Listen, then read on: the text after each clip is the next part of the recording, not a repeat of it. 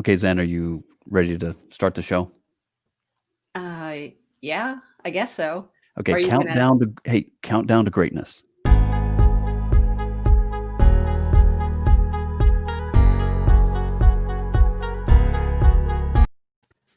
I don't think we should make them wait the whole time. No, I was gonna say, really? 30 seconds? I don't know. It's Saturday. I'm having a good time, Yeah. and there's all these little buttons and features. Welcome everybody to Wander to the Edge.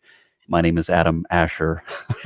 A Fro- really inappropriate follow-up to that, but I won't say it. okay, let me roll the tape back. I'm not sure what I said, but this is Wander to the Edge, and my name is Adam Asher from the Edge of Adventure.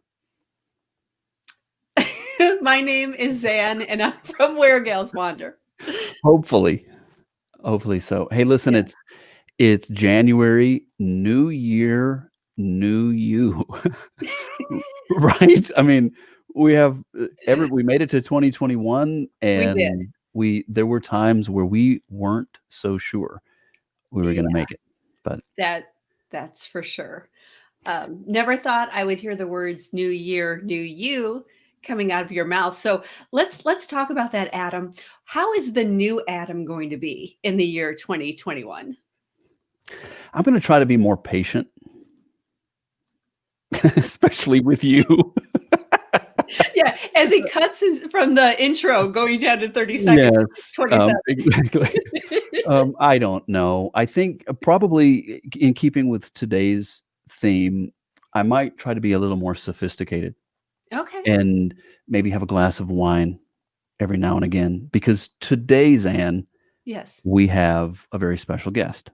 we do. We do. We have Christine, the Uncorked Librarian, and she is going to take us on a journey of sophistication, given her global travels and obviously being very well read. Very much. We have some interesting questions to ask her as we get to know Christine, the Uncorked Librarian, who's joining us today right here on our favorite show, Wander to the Edge.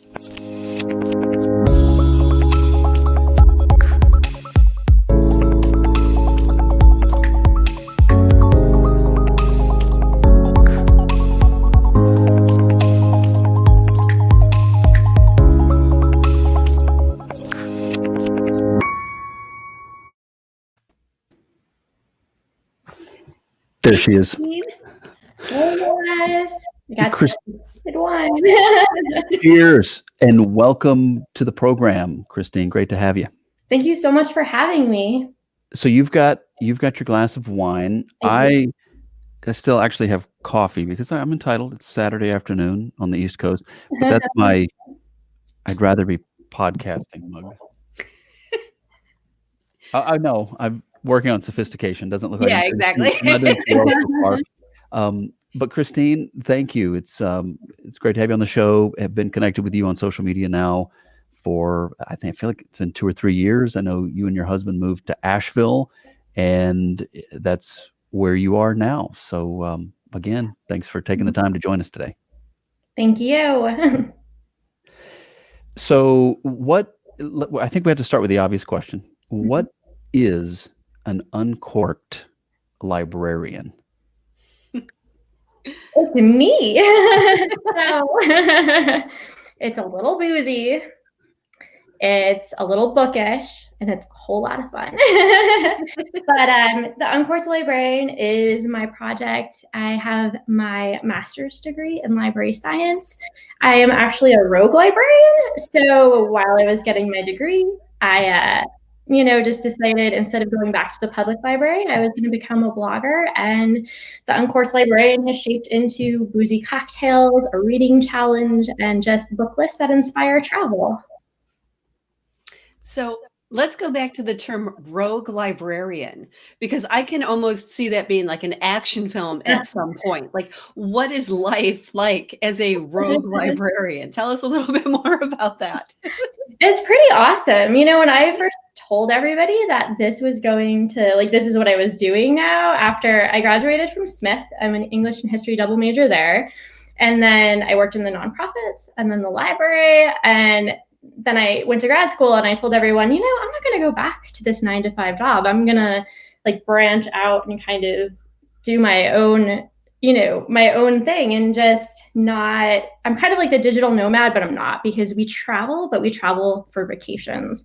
And then I'm here at my desk, but whenever I want. So I work, first thing in the morning, and I can work out in the afternoon and do some yoga, go try out some breweries in downtown Asheville, take my vacations later, finish up at like midnight, whatever project I was working on, and really just build my own projects, my own career, which also means I'm financially responsible for all of that. So I work a lot more than I did at the 9 to 5, and there's just a lot more risk.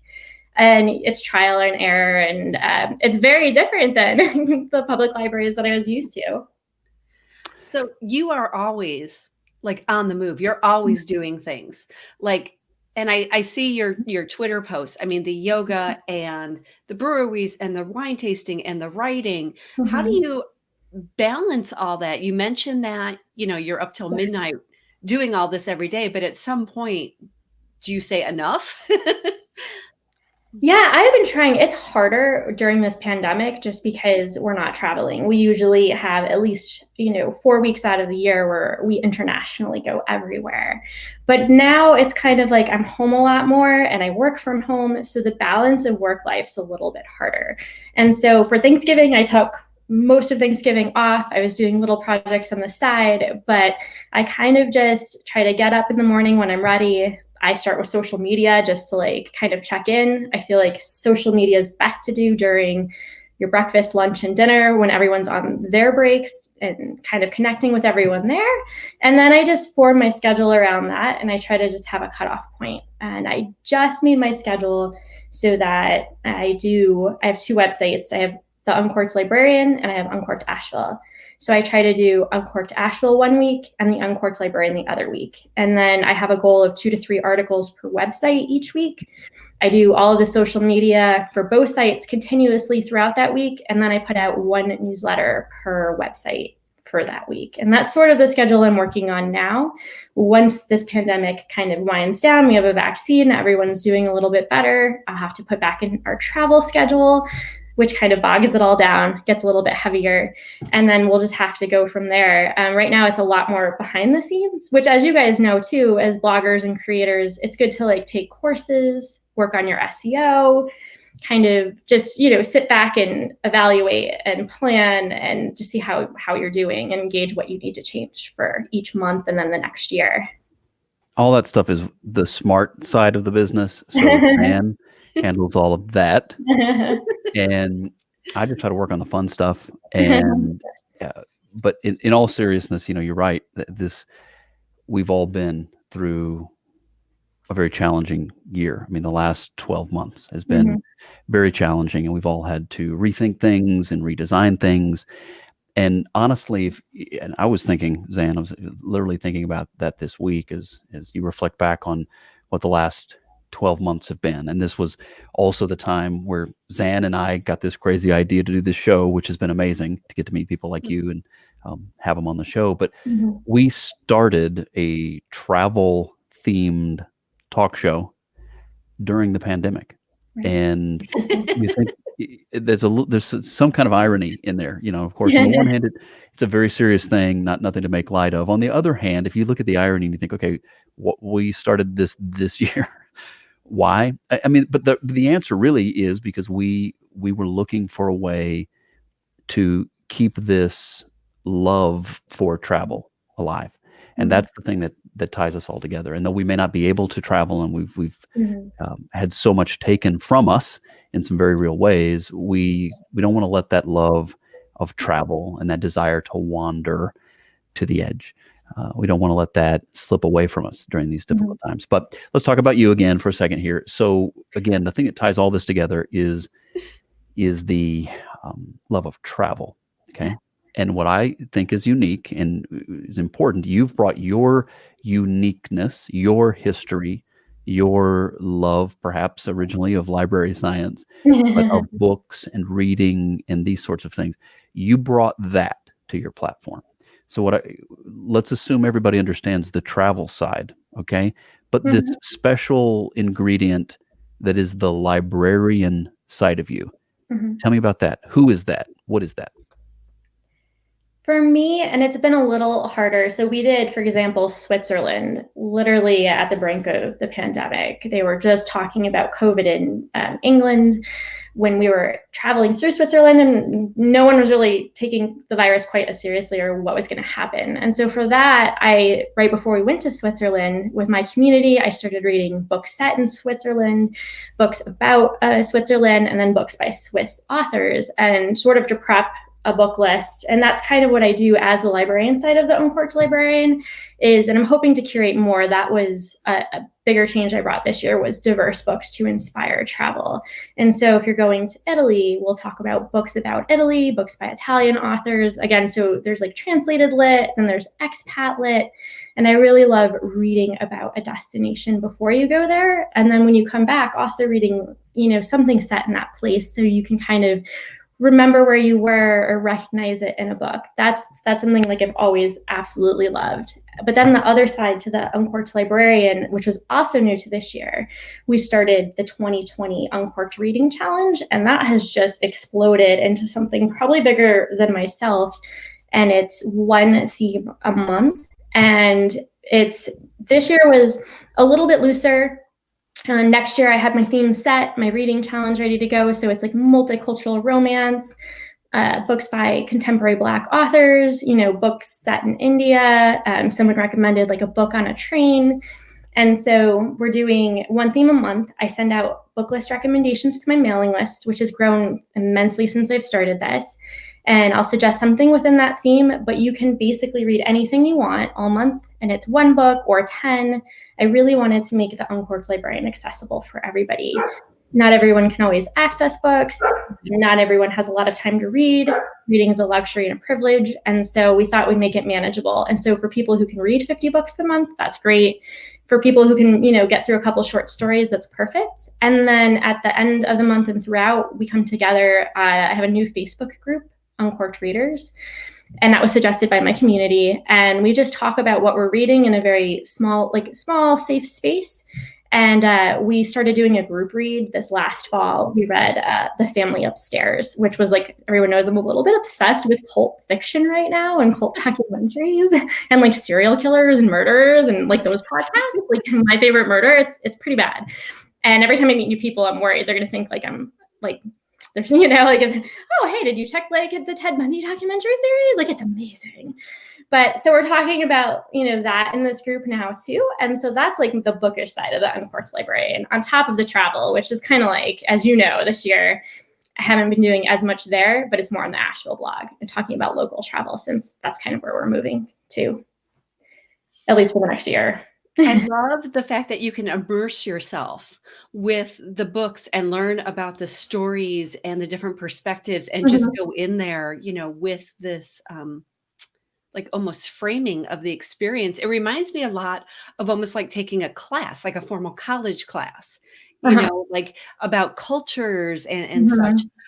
But here's where I'm going to go with this. So to your point about liking sort of the dark fiction, have you ever done any of the dark tourism trips? Not yet. I actually follow a blog. Dagny and Jeremy do cultural. I can't say cultural obscura. They're gonna be like, you just butchered it. It's just like Zan just scared me with this whole idea of the dark tourism. Like I don't. They do a whole dark tour, and like Wandering Crystal is really good. She does like ghosts and the spooky tourism, and so I'm not quite the dark tourist per se. Like they really do that. They go to the sites that have cultural significance. And on top of that, they also do the haunted, at least Wandering Crystal does, like the haunted pubs and stuff like that around the world, which I think is amazingly fun. And I did that in my 20s. I would do a lot of like the ghost tours and fun stuff. We did the KGB prisons in Old Town Talon. So like we'll do a couple things like that and go to these reverent sites. And when we were in the Baltics and you're traveling around to like the Hill of Crosses, again, that might be considered dark tourism, although there's no one buried there. It's like just a stack of, I think there's like 200,000+ crosses now. So we do kind of go into that. But like if I was in, we lived in Florida for 8 years. I want to go back to Miami and see the Versace mansion, because we did watch that docuseries with Darren and Chris that played the murderer there. And so there's a part of me that's getting more and more interested in that. And then we just watched like the Zac Efron, Ted Bundy, which was the movie, but then they also had the Ted Bundy tapes. And I got really into like wild country, I think it was, and like Bikram, the hot yoga guy, they had a documentary out about him that like blew my mind about yoga. And they're all pretty tragic and terrible, but it's also just very interesting and intriguing. There's so many documentaries that we've been watching, and that's like the pandemic too. Is like you can't help but get sucked into these. I'm a history major and English, double major from Smith, so I'm very into the history of sites and places. And so I read a lot of World War II historical fiction, not so much nonfiction. But I think some of that could play into dark tourism, especially when you visit the former concentration camps or, the places that they established. But I don't know, it's a growing interest. I went from bookish and boozy travel. Like I used to do the wineries and breweries, and now I'm like, who was murdered here? So Adam, are you familiar with dark tourism? Because like you said, I freaked you out a little bit when I brought that up. I did. I don't know. I mean, I probably not, right? But depends, I guess, on what that means, right? And I guess it could get really dark. But when you think about going to see prisons, you go to the different locations, and I mean, if that falls into the category of dark tourism, then I'm guilty of it too, because I've done that and find it, it can be fascinating in a kind of a creepy, concerning sort of a way. Mm-hmm. Went to an island off the coast of Colombia called the island of Gorgona Island.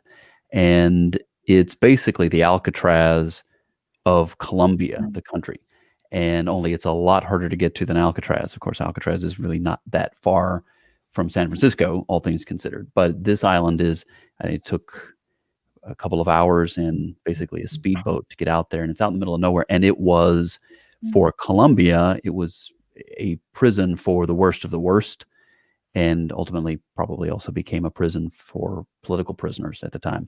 But to go to an island that is out in the middle of the Pacific, and you see the prison, the old prison, and you see how the jungle is taking it back.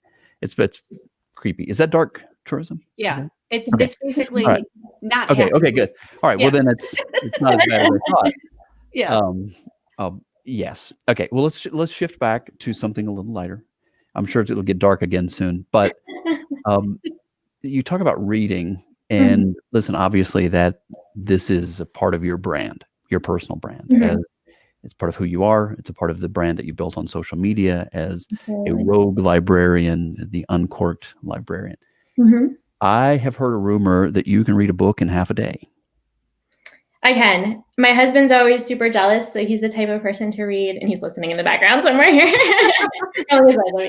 But he will read one chapter a day, whereas I can just demolish a book in a day. And sometimes I'll read slower and try to soak in a book, but because I read so many books every year, I kind of can just go right through them. And I've been a little bit slower during the pandemic lately. Like my focus has been slightly more off, but I don't know. I can demo books. And I think that's part of I went to Smith College. Again, I was a double major there, and you'd have 2,000 plus pages to read every single week. And it was just so much, and you couldn't really skim, and I've never learned how to speed read, but you had to get through it fast and still digest it.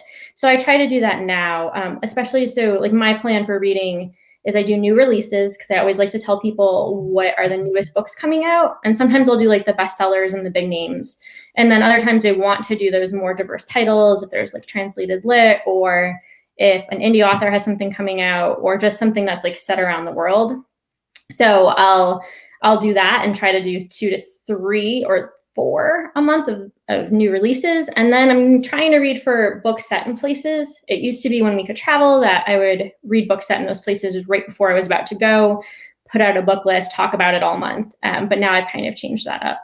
a lot more. And so on top of reading that, then I'm also catching up with old releases that I missed that everyone was talking about in my community, working on our community group reads. So I just have to like read that book. You mentioned the community that you've also built, like having the Facebook group and such. Yeah. Tell us a little bit more about that. Like how have you been able to connect with others? What kind of feedback have you had? How did they suggest to you this idea about creating the subgroup, if you will? I'm really big into polling my readers through social media and then also Google surveys. I always thought growing your emailing list was really important. You know, people always tell you when you're a blogger that you only own your website and you only own your mailing list, those emails, because a platform like Instagram can go away at any time. And with that, they take all of those people. So I knew from day one I was going to build my emailing list of people. And I'm actually told by my community that my emails are the best part of the Uncorked Librarian. And I think it's because I'm not focused on SEO. I'm not worried about my, 2-sentence paragraphs and the spacing and how it looks on mobile and writing so I can rank #1 on Google so people read what I write, but then also just to like fit that mold of the blog. And so my emails are a little bit more like, not necessarily unhinged, but you drop some F-bombs, you talk about like, today I'm like sitting in my bra eating cheese and writing you your newsletter, like drinking my wine. And people really just love that realness. And that's where I can do that. And of course, like sometimes I gain a lot of people because of that. And then I take the risk of losing a lot of people when I like totally was like J.K. Rowling, and all of her controversy. And I'm like, she's dead to me. And I wrote it half as a joke. Like, I'm not into this cancel culture. I don't want to promote that in any way. But it was also like, her transphobic comments really hit hard. And so I like to bring awareness to these issues. And so like 50 people unsubscribed, like boom, like I watched that, like it went down in 5 minutes. And I was like, that's okay. Maybe I'm not for this group of people, but you ultimately, like my voice is in my newsletter. That's how I build my community. And so I also poll them there. And I did a couple Google surveys. I do one probably every quarter. And just when I feel like something's not working or people aren't engaging, like our reading challenge, originally I had 1 post a month and I asked people on that post, I had discussion questions. I'd say like, write your responses, and nobody was responding. And I knew there was a problem. So I'm like, what can we do to make this reading challenge more engaging, more effective? And like, what are your like, we talk about like pain points for our audience. What are your pain points? Like, what am I not doing right? What am I not solving? Because my blog isn't for me. Like I'm a creator and, I read Elizabeth Gilbert recently and she said, everything you create as a creative is for you first. And then you put that out into the world. But my blog is my business first. It's not my creative project. Like this is my career. So it really is about what's working for my community and what they respond to. And so through these surveys, and I get good feedback, bad, it's a mix of everything, and some of it's constructive, and once in a while I get like a snippy political comment or something, and you're just like, okay, I can work with that. And we decided to do a Facebook group because I do have an older community, and when I say older, like I'm in my 30s, I'm coming up on the 40 mark, but I have a different demographic that I wasn't reaching, and Facebook was where they wanted to be and where they felt safe, and it's a little bit more private. So the Facebook group opened, and all of a sudden all these people just started joining. And I mean, it doesn't have more than like 350 people right now. It's pretty new.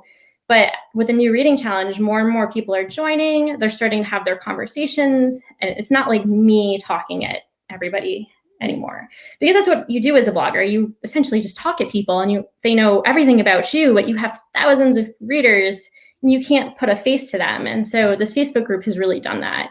I see who I'm talking to. They're having conversations with me and with each other, and it's kind of like starting to run itself. And that's amazing. So people can go in and get book ideas from each other versus me, because I might have my master's in library science. I might have taken a gazillion English courses in my lifetime, and I can read a book in half a day and suggest all these books, but I still have a biased opinion. I'm still missing a lot of information in books to give them. So now they can fill in the gaps for me and for each other and just have like a whole different reading experience that I love.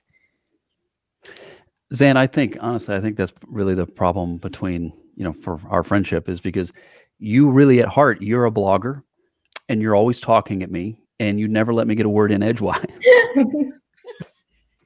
And so I think you should listen. I think you should listen some. That's just a joke. That's just a joke. You just I know. we'll I know. talk about that later. It's good to be in January. That's all I can tell you. Yeah. Okay. So getting to know Christine, and the Uncorked Librarian.com is our website, and you can go there, you can sign up. I find it's very interesting to hear about how savvy you've been through this entire process, because you're right. Social media, it's great. It's a good way to collect some people and meet some people. Right. But you do not own that followership. And it's almost like it's just kind of being loaned to you. And we have seen recently, Zan and I have several friends, whose accounts were hacked, and some of them were able to restore them, some were not. Right. And they can go from 10,000 followers, which is years of work, and then boom, it's gone. So I think it's very smart. You're a good teacher, which takes me to the next question. You also, I think you taught in a high school, right? Is that yes? I was a Fulbright scholar in Depok, Indonesia, which is outside of Jakarta.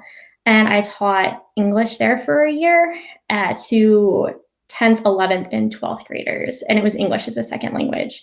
And I really loved that. Was like one of my favorite things I've ever done in my entire life. It was life-changing, probably made coming back like super boring. But I did that in 2009. And I was also, when I came back, I just needed a job in health insurance.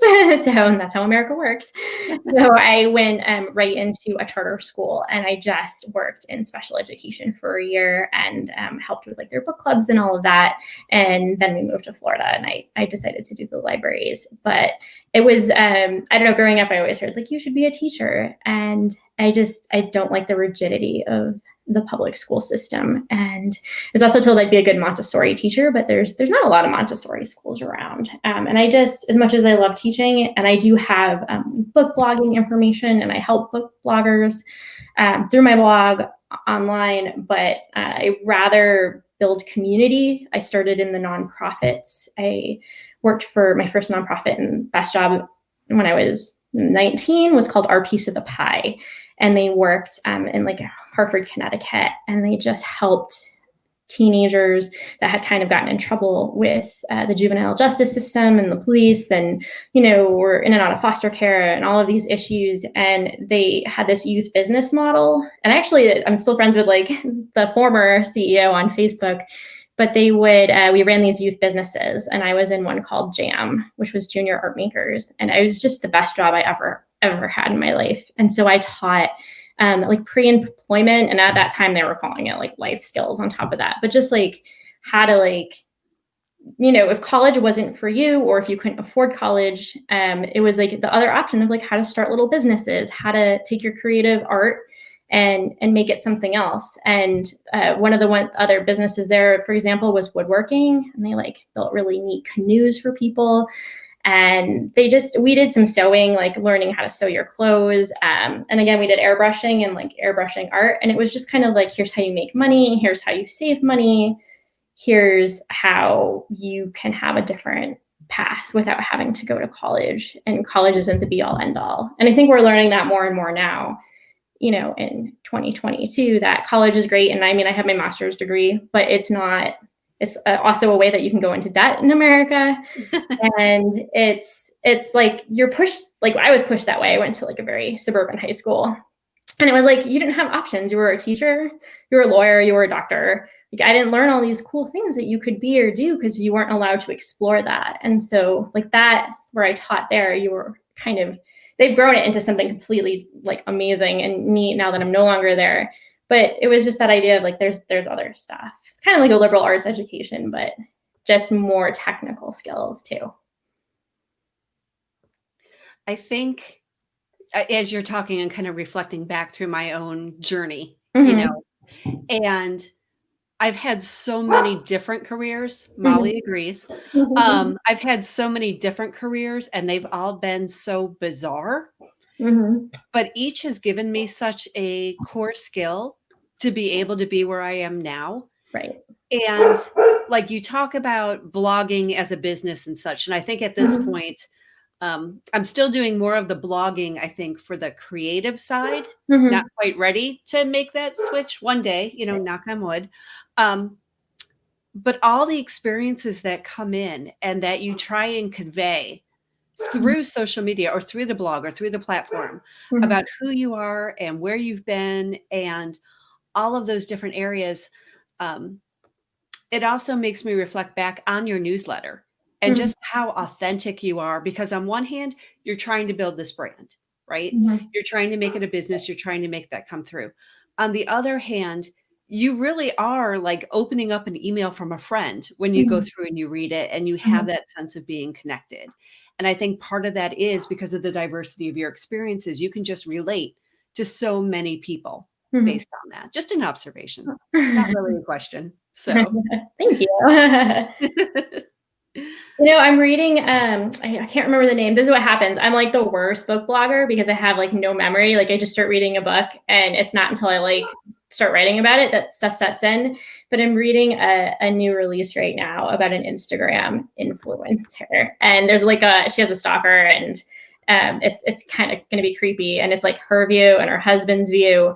But she's like an Insta mom. And it's like her life in Instagram is very fake. And so they're like, you're not relating to people. So she's creating this messy, like her kids are perfect, but she has to pretend like they're not sleeping through the night.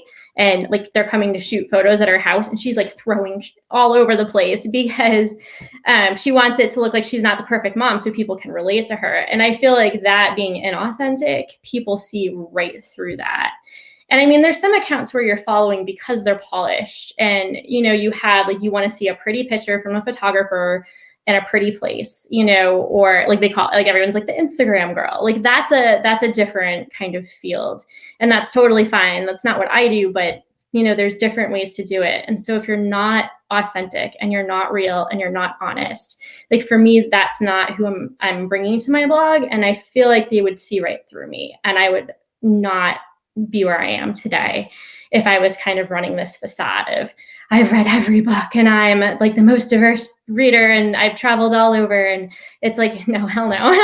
Like, you're going to have like some F-bombs dropped here and there and, you know, you're going to have some mess. And if there's somebody that you want that does just like all the bestsellers and they never swear and they're going to be just 100% about the books they read, and you're not going to hear about J.K. Rowling controversy, and you know you're not going to talk about Rachel Hollis and her rah mess that's going on right now and everything. Like that's not me. Like I'm direct, I'm honest, I try to be fun, and then I try to throw some controversy.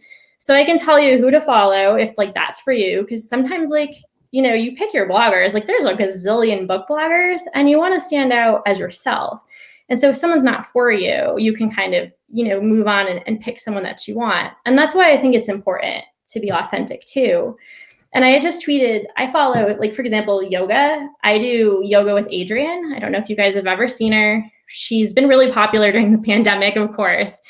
But she runs a YouTube channel and she started out years and years ago and was very small. And she has a little production team. I'm not really sure the background of it. And she gets on her videos and they're like 20 to 30 minute yoga videos. And she has her dog Benji next to her. And it's, you know, not always scripted. Like she knows what she's going to do. You can tell. But sometimes she'll just start singing. She likes to talk a lot, like, which a lot of people don't like that for yoga. If someone's just like the whole time and you're like caught in a pose and like holding onto your leg and ready to fall apart. But there's something so authentic about her. With all of the other YouTube videos, and there's a ton of yoga people on YouTube, like I've never even gone to their video more than once because I want yoga with Adrienne. Like she's what I need. I need her personality. I need her dog Benji. I need just everything that makes her. And that's sort of like my role model for blogging, because like when you look at competition and, you know, people plagiarize and copyright and copy, like it doesn't matter because people are going to come for you at the end of the day. Like I'm going to go to yoga with Adrienne. I don't care who else is out there. Like I don't care, you know, so that's kind of my goal, is just to be me and have people come to the blog for that and know what they're going to get. And then, you know, I'm not worried about any competition because like one, we should all be a community and the internet's big enough for all of us. You guys know that. Yeah. But also it's just, you have something else to offer.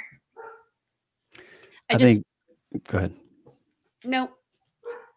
No, You want me to listen. So look, I'm listening to you for the next no, minute, no, and then no. I'm going back to being Zan.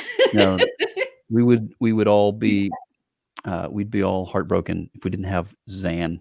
Got to have the Zan, and that's why people go to your platform. It's you. But seriously, listening to Christine talk about this, she's, I mean, obviously very smart and has given this a lot of thought, and everything she does, she's very intentional. And I agree with her. And of course, those who know me know that my career has been in media as well. And I've advised people the same way. Like, you can't worry about the fact, I work in radio and have worked in radio for years, and you can't worry about the fact that there's a similar show, right? It's not that you're the only one that's ever going to have that show, but they're going to attach to you. They're going to like you for who you are. And the more you can be you, the better, right? That shows. And I think that applies certainly to what we do on social media as well. So much wisdom and savvy in all that she's saying here, but she's talking about being authentic. So I'm going to ask her a question about who makes her drinks. Christine, do you make your own drinks? Does somebody else make them for you? So actually, originally, the answer was my husband, because I'm a mess. Like, I had to do this year, and I was very nervous. The Aloft Hotel in downtown Asheville had me out. And they wanted me to, it was during the pandemic. So they had a DJ, myself, and then just like their team standing really far away. And they wanted me to open, I work with Cultivated Cocktails in downtown Asheville. It's a little distillery, and they do craft cocktails. And they're doing, for the pandemic, these boxes. And it's like a cocktail box. So it's a box of everything you need to make like these craft cocktails. And they're like, we need you to unbox it to the DJ and, dance around and do this whole thing and make a drink. And I was like, oh my God, like, I don't make my own drinks. Like, my husband makes them because I'm a mess. I don't measure. Like, I have a Sicilian grandmother. I'm Italian. Like, we don't measure. I mean, maybe I'm Italian American, so don't come after me, everybody. But like, I don't know, like, baking isn't my thing either. I cook, but I don't bake necessarily well because you don't measure, you just dump the crap in there and it comes out amazing. But no, so I had to do this box, this unboxing, and I was so terrified. I looked terrified on camera. The table was taller than me because I'm not very tall, and I don't know, I feel a little bit, again, I'm 36, and so I, to be dancing around on camera and making this cocktail, I'm not like the tipsy bartender guy that you see, like, I don't know, it just wasn't my thing. So I had to like make this cocktail, and I'm like, I really need to learn how to make my own cocktails. So my husband had been doing the cocktails, and you had just shown our literary cocktails on my blog, and I had worked with Cultivated Cocktails and my photographer Sarah Resta to make these cocktails to get going with these literary inspired cocktails. And that was a really good collaboration because it was local Asheville distillery, local Asheville photographer, and then we were just coming together to do all this like creation for these cocktails.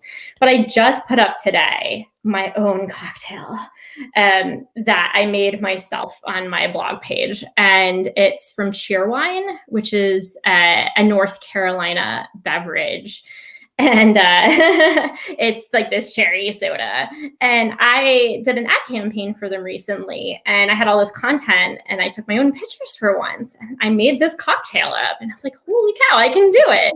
And so I've slowly started making my own drinks like a big girl. But like tonight, I'll like look at my husband and be like, can you make me an old fashioned?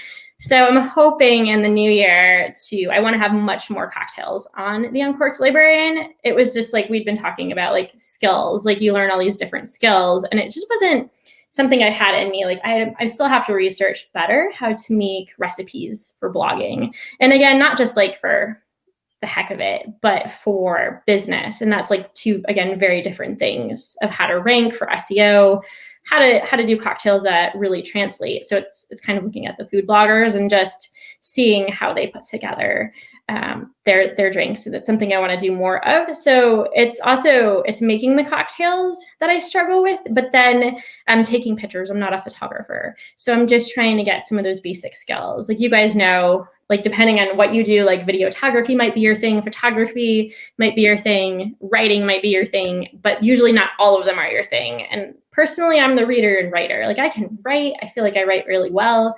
But then pictures, like it's a little bit more debatable. For me, it's winging it. Everything I do is just winging it. Yes. I'm going to share with you, though, my favorite cocktail recipe. Okay. So everybody grab a pen and a piece of paper to write this down. So you know what it is, don't you, Adam? So it's peach juice with whiskey, and then you put a shot of Fireball in it. And it's awesome. It's absolutely awesome. That's my favorite drink. So there you go. My boss at the library loved Fireball whiskey, and she would have these parties, and you know, like it's kind of like that, like we're having like staff over. She would just like pass out the shots of the Fireball. Yeah, my favorite recipe is you just open up the bottle of Pappy Van Winkle and you pour a little bit into the glass and you drink it neat. What is Pappy Van Winkle? Oh, we'll have to talk about that some other time. That's expensive bourbon, but that was trying to sound. I was trying to sound more expensive probably than I really am. But it could be Four Roses. It could be Buffalo Trace, something like that. But very simple. It's very simple. The recipe is very simple. You just open it, you pour it into a glass, and you enjoy it neat. Very I got to say, though, Adam, at the beginning of the show, you talked about wanting to appear more sophisticated. Yeah. I don't think drinking something called Pappy Van Winkle makes you sound very sophisticated. I'm just giving bourbon advice there. Here's the thing. Bourbon drinkers understand where I'm going with that. They understand that very, very, it's like just the stuff. Okay. But it's also very expensive by as bourbons go. But yes, we also were, I'm looking here, the conversation is flying by here, but I don't want to let the show get away from us without also talking a little bit specifically, you've mentioned it a few times, but about Uncorked Asheville. Mm-hmm. Because you have the platform, the Uncorked Librarian. You've built it out very well. We've been talking about it, who you are, your special, the unique traits, the things that make you and your brand. Mm-hmm. How at some point along the line you decided to separate it. I mean, it's still both you and they're both under the same brand umbrella. But tell us about Uncorked Asheville and why you decided to make it its own.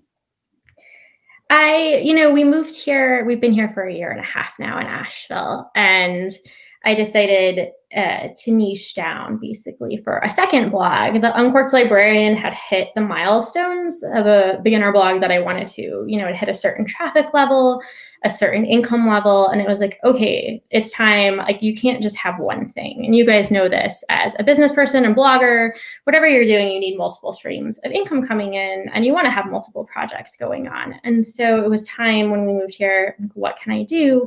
Let's start a niche blog that's travel, because I love traveling and I love travel writing, and growing up, and they're kind of dying now, which makes me sad, but I loved Lonely Planet. And I know like that might be too commercial and blah, blah, blah, like whatever it is, I don't care. I was obsessed with Lonely Planet. I love them. And I would always have their guidebooks with me. When I first moved to Indonesia, like my best friend that I met there, like she had a Lonely Planet Indonesia, and we just like it was like the Bible of travel. We just had to do what like they said. And they didn't have like all these big tourist things. Like they had some quirky stuff, like drinking snake blood and Red Bull somewhere in Yogyakarta. And we'd have to go find this stand, and we'd have the craziest experience. And so I kind of wanted to still have that for what my business and brands were. And so the Uncorked Librarian moved more into books versus the travel. I still, work with like Visit Clarksville and do local travel. And I'll have a couple international travel blog pieces related to the books once travel starts again. But I wanted something that was just more travel related. And so Uncorked Asheville was born. And our slogan there is visit or experience Asheville like a local. And it's grown into, again, it's kind of hitting an older demographic. And it's kind of the people that are either moving into Asheville, spend kind of like the snowbirds of, from the north that come down and spend a couple months here, or just, tourists. And it's to give them the things that you must do in Asheville, like go to the Biltmore, but it's also, and go to the breweries, but it has a local flair to it. So here's like the non-tourist things, here's the hidden gems, here's some waterfalls everyone goes to, here's some waterfalls you can hike to that they don't, here's like the winter hikes, the fall hikes, and it's just giving people a different perspective of Asheville. I started it over a year ago when we moved here and slowly grew it, but I took some time off when the pandemic hit, because it was just like everything I write, things are closing and I couldn't update it like enough. And it was devastating. Like it was just depressing to see your favorite restaurants and bars just go under. But then like halfway through that, I was like, I really got to get my shit together and just like get back there. Cause like they also need me. Like they need all of us. They need their social media people. They need their community. Like we all need to like support them in any way we can, whether that's a gift card, whether that's picking up food to go, whether that's advertising. A lot of like Cultivated Cocktails made these boxes to bring home. They started handing out hand sanitizer that you could buy. Like everyone had all of these adventures that they were trying to like make some more money so they could keep their doors open. And I was like, okay, so Uncorked Asheville came back onto the grid, and Adam saw like 3 days ago, I'm like, I'm doing it. I'm putting up the Instagram for Uncorked Asheville. Like I can't even handle the Uncorked Librarians Instagram, but you have to have a social media presence. The blog has been doing well and growing, but I'm one person. I hope to hire one day when my income hits a different level. But it's just me. And, my husband will sometimes edit. I have my photographer, Sarah, when she's around, but it's just trying to put all this content together and run 2 sites. And Uncorked Asheville is like kind of what I want to be my second big project. So the Uncorked Librarian is going to grow its library, like its little book community.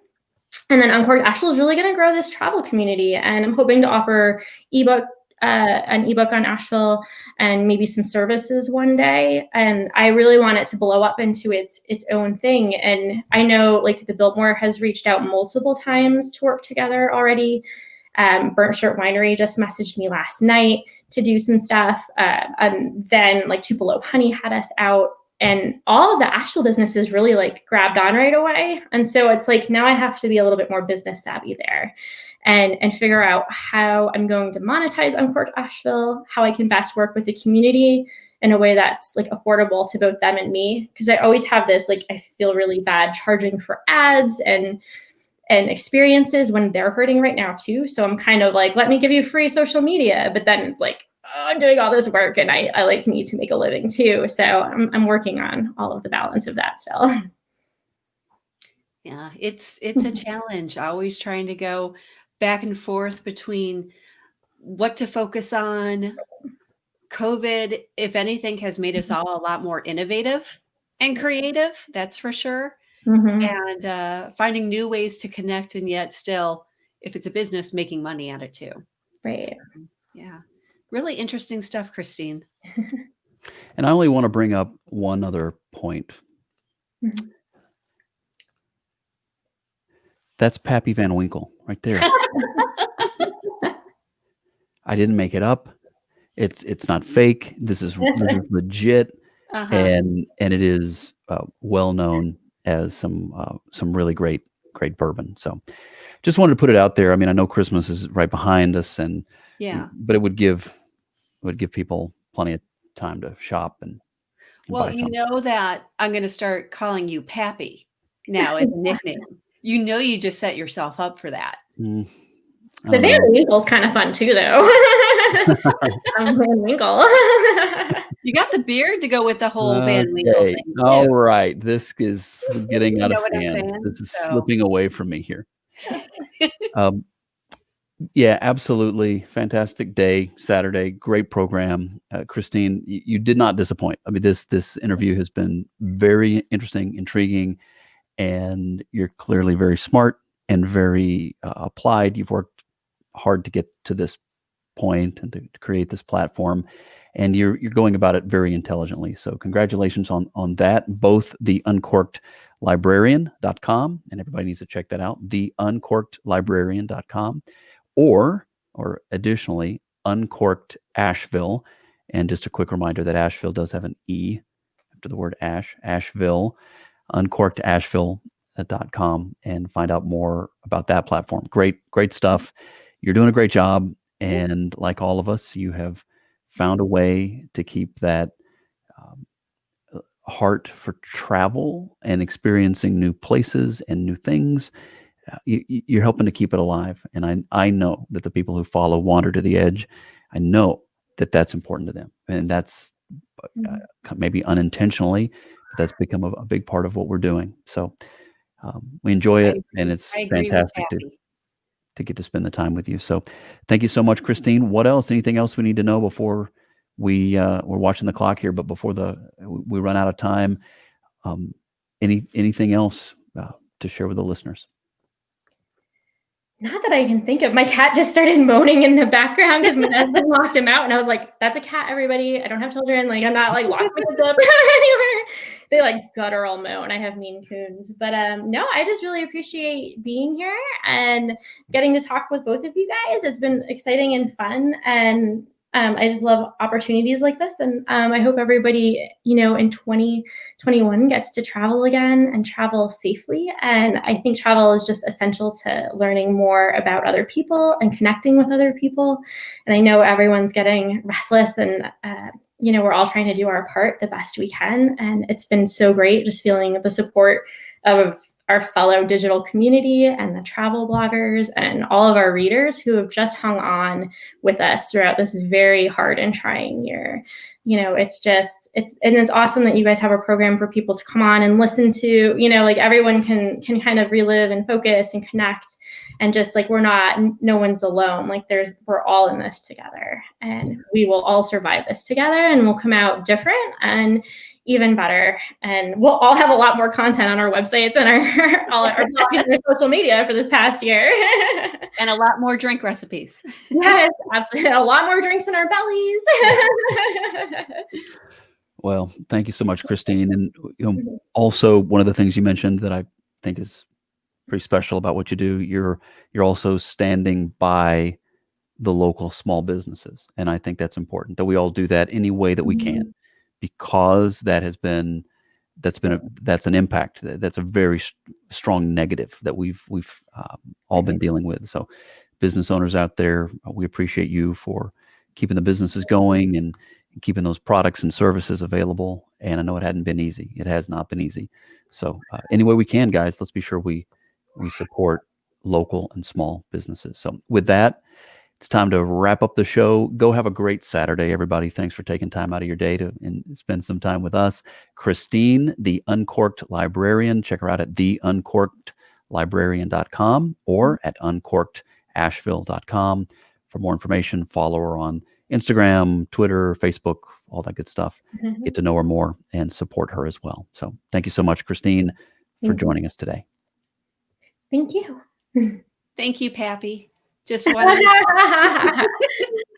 to say that I agree with everything that he said, and wishing everyone a very happy 2021. Absolutely. Happy New Year. Happy New Year, everybody. Enjoy January, and we appreciate you taking the time to spend some of your day with us right here on Wander to the Edge.